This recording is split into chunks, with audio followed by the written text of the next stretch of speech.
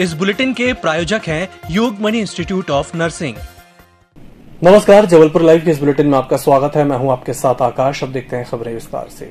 जबलपुर के आभूषण कारोबारी को धमकी देकर मोबाइल पर 20 लाख रुपए मांगने का मामला शुक्रवार को सामने आया। कैंट पुलिस ने आरोपी के खिलाफ अवैध वसूली का प्रकरण दर्ज कर जांच में लिया है। आरोपियों ने जो मोबाइल धमकी में इस्तेमाल किया है उसका एड्रेस फर्जी निकला। करीब 30 साल की उम्र है इनकी, गली नंबर 7 में रहते हैं। इनके मोबाइल नंबर पे एक अज्ञात मोबाइल नंबर से धमकी मिली थी उनको। इस पर पुलिस थाने में हमने धारा 384 का मुकदमा दर्ज किया है।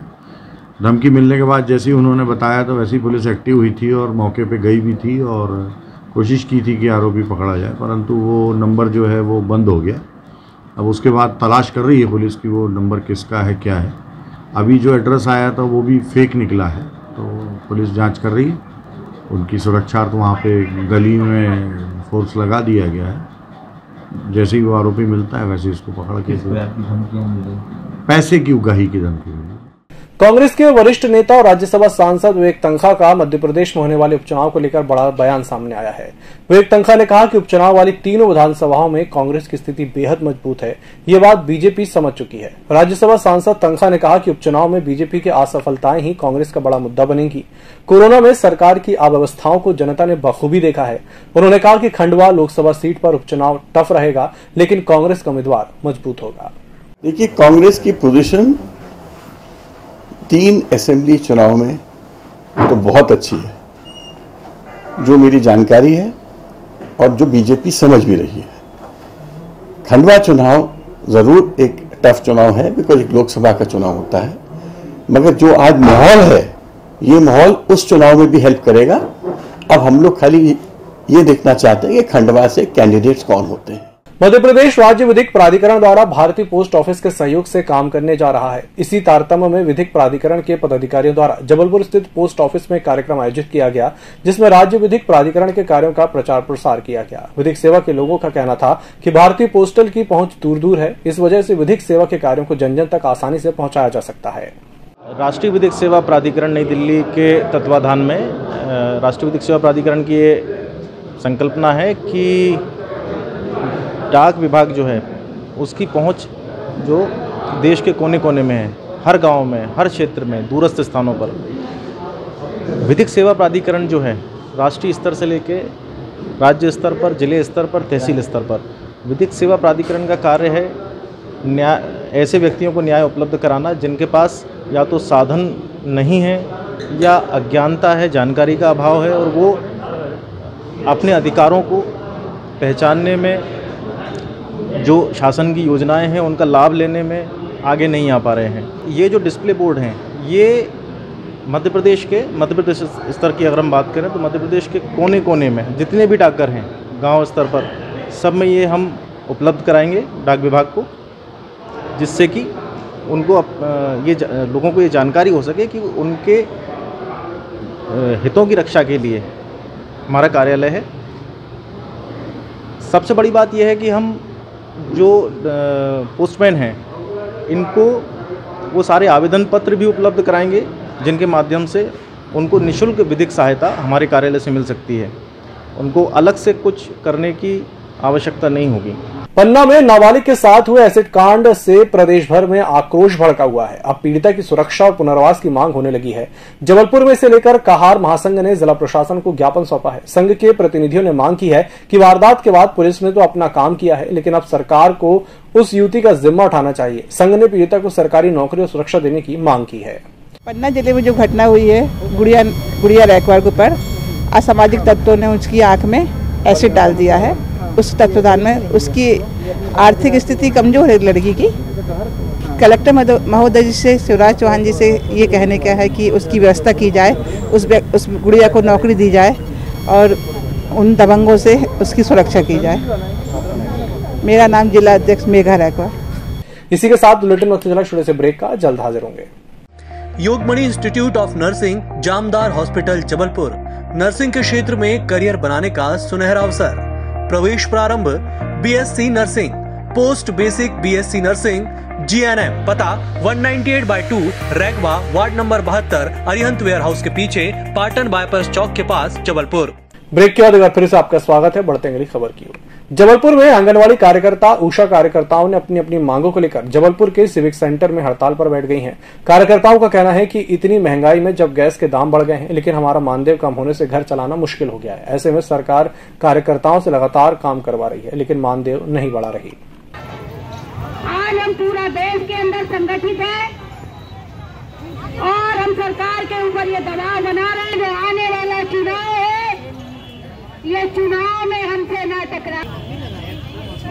लेकिन अगर हमने इसलिए नहीं पहना, हमने बोला कि अगर हम यूनिफॉर्म पहने जरूरत पड़ने पे, तो बहनों मेरा निवेदन है कि अगला जब आंदोलन है, इस आंदोलन में सब लोग अपना यूनिफॉर्म जरूर पहने। हर योजना में काम करने वाले आंगनवाड़ी कार्यकर्ता हो, चाहे आशा उषा कार्यकर्ता हो, चाहे मध्याह्न भोजन की महिला हो या अन्य किसी योजना में काम करने वाली महिलाएं हो, सभी लोग आज हड़ताल पर हैं, क्योंकि सरकार की जो जन विरोधी नीतियां हैं, महंगाई इतनी ज़्यादा बढ़ती जा रही है और हम लोगों का जो शोषण हो रहा है, मानदेय के नाम पे किसी को 2000 रुपये दिया जाता है, किसी को 1000 रुपये दिया जाता है, आंगनवाड़ी कार्यकर्ता को 10,000 रुपये दिया जाता है। तो इतनी महंगाई में घर चलाना मुश्किल है। गैस के दाम रोज बढ़ रहे हैं, पब्लिक सेक्टर को रोज बेचा जा रहा है। तो ये सारी मांगों को लेकर के हम लोग आज हड़ताल पे हैं। भाजपा ने आज जबलपुर में पंडित दीनदयाल उपाध्याय की जयंती मनाई। इस अवसर पर सांसद राकेश सिंह, विधायक अशोक रोहाणी सहित तमाम भाजपा नेताओं ने पंडित उपाध्याय की प्रतिमा पर माल्यार्पण कर उन्हें नमन किया।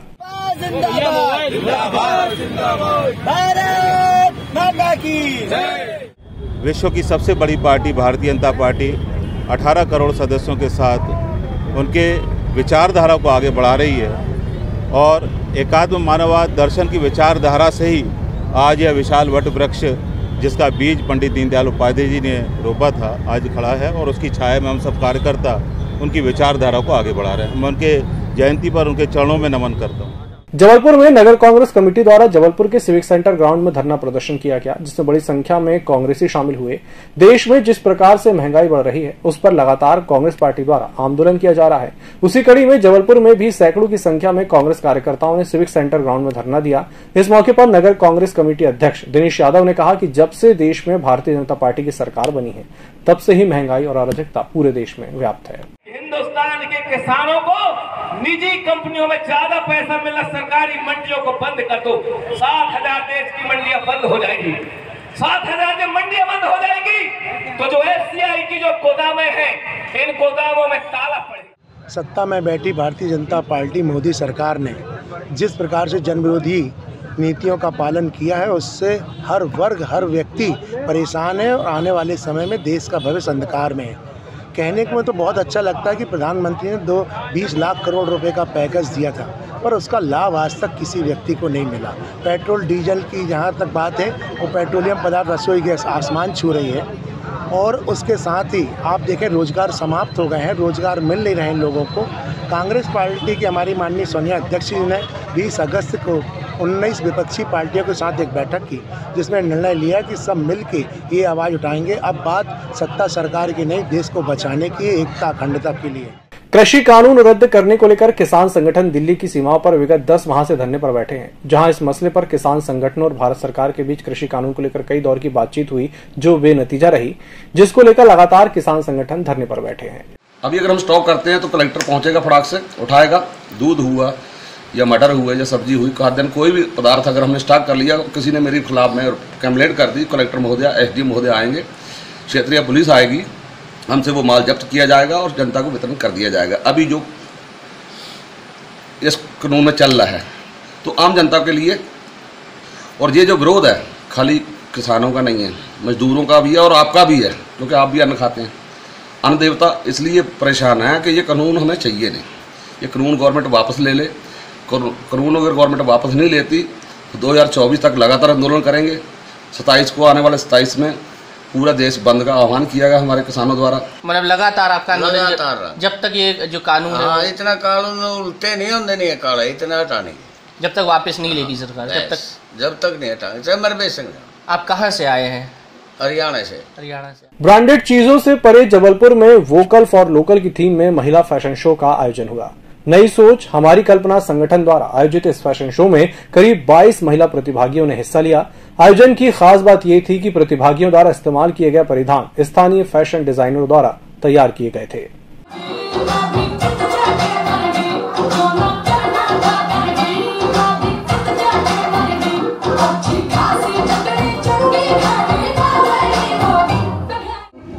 City Jabalpur city made in Jabalpur ये लेके हम लोग क्या इसके पीछे आप लोगों का उद्देश्य है? हम लोग का उद्देश्य इस प्रोग्राम को करने पीछे यही है कि आज कोरोना काल बीतने के बाद जब हम इस बात के महत्व को समझ सकें कि कोरोना काल में हमारे vocal for local made in कुछ नहीं आ सकता था, तब हमारा लोकल जो डिज़ाइनर्स और लोकल मेकअप आर्टिस्ट की तरफ ही हमको जाना पड़ा। वो हमारे लिए सबसे इम्पोर्टेंट है। तो हमारे यहाँ जितने भी मेकअप आर्टिस्ट और जितने भी डिज़ाइनर्स हैं उनका लोगों को पता चले, इसलिए हम लोग ये show organise. Made in India चीज़ें लीजिए, वोकल फॉर लोकल को प्रमोट कीजिए। जैसे कि आज चाइना ने अपनी वर्ल्ड में जगह बनाई है, वैसी जगह हमारे इंडिया की अब होने की संभावनाएं हैं, जिसे हम लेके आगे चलना चाहिए। इस बुलेटिन में फिलहाल इतना ही। इसी के साथ मुझे दीजिए इजाजत। नमस्कार।